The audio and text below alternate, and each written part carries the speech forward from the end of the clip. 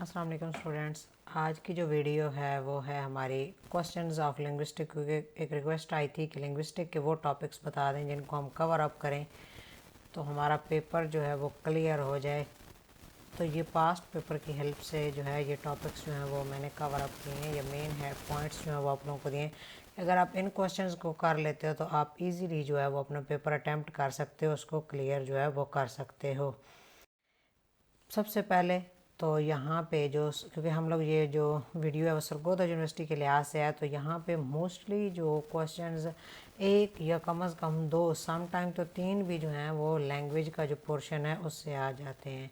तो first of all तो आप जो भी टॉपिक करें उसकी डेफिनेशन, उसके इंट्रोडक्शन, डेफिनेशंस कम से कम 2 to 3 लिंग्विस्ट की जो है वो कर लें। उसके बाद फिर इसका ओरिजिन कैसे हुआ था लैंग्वेज का, उसके बारे में जो थेरीज़ हैं वो आप उसको कर लें।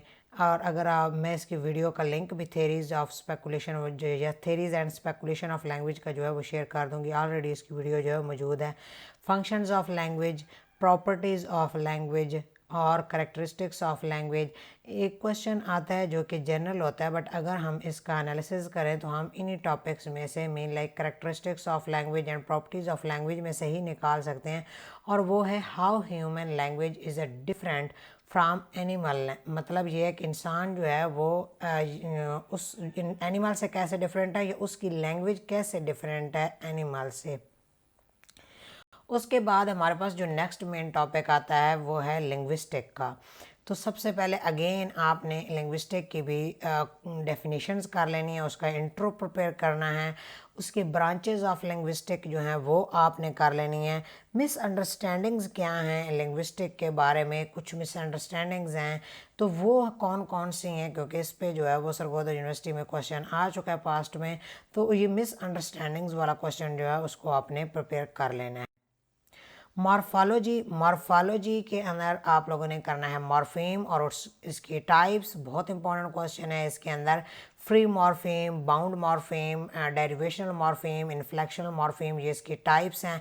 समटाइम्स जस्ट बाउंड मॉर्फीम आ जाती है, समटाइम फ्री मॉर्फीम आ जाती है, समटाइम दोनों आ जाती हैं। एंड नोट के अंदर तो कभी bound morpheme and free morpheme का आ जाता है या डेरिवेशनल और इन्फ्लेक्शन का मॉर्फीम का आ जाता है। वर्ड फॉर्मेशन के वर्ड बनता कैसे है, जो प्रोसेस ऑफ वर्ड फॉर्मेशन है वो भी आपने ये क्वेश्चन भी।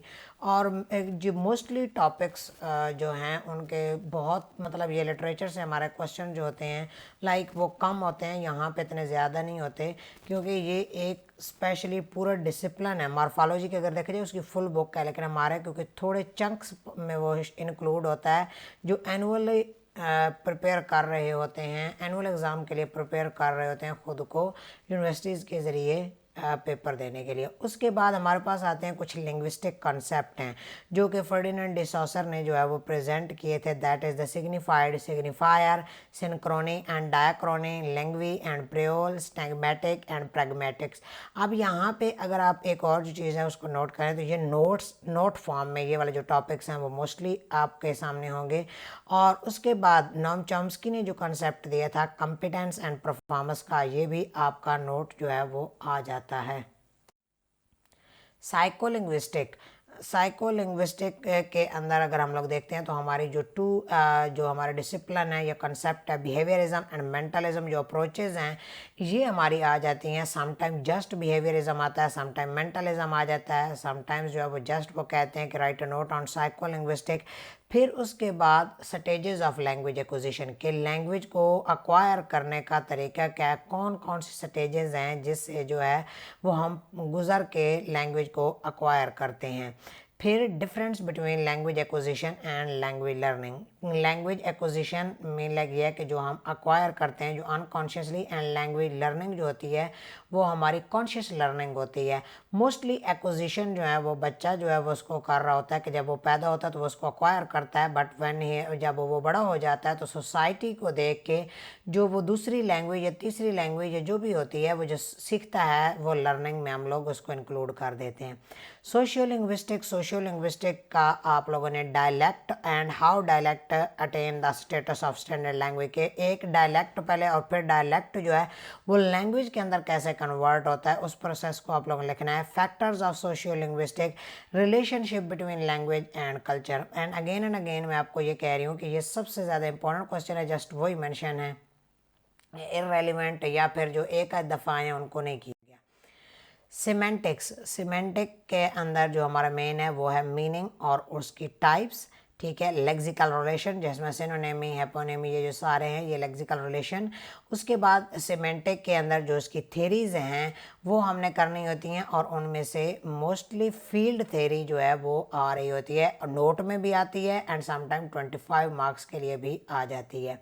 सिंटैक्स के अंदर डिस्क्रिप्टिव ग्रामर को करना है, फिर आईसी एनालिसिस, पीएसजी, टीजी, जीजी mean like phrase structure grammar, transformational grammar and generative grammar. ये जो है ये अगर आप लोग ये टॉपिक कवर कर लें तो आप लोगों का पेपर जो है वो इजीली क्लियर हो जाएगा। स्टाइलिस्टिक जो है, so how stylistic is different from literary criticism, figurative language and different figure of the speech and scope of the linguistic.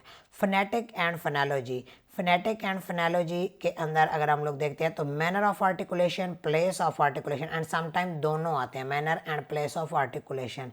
Types of phonetics, ठीक है, कि ये जो articulatory, acoustic, phonetic, organs of speech, हमारे कौन कौन से जो हैं वो ऑर्गन्स जो हैं वो इन्वॉल्व होते हैं आर्टिकुलेशन के अंदर।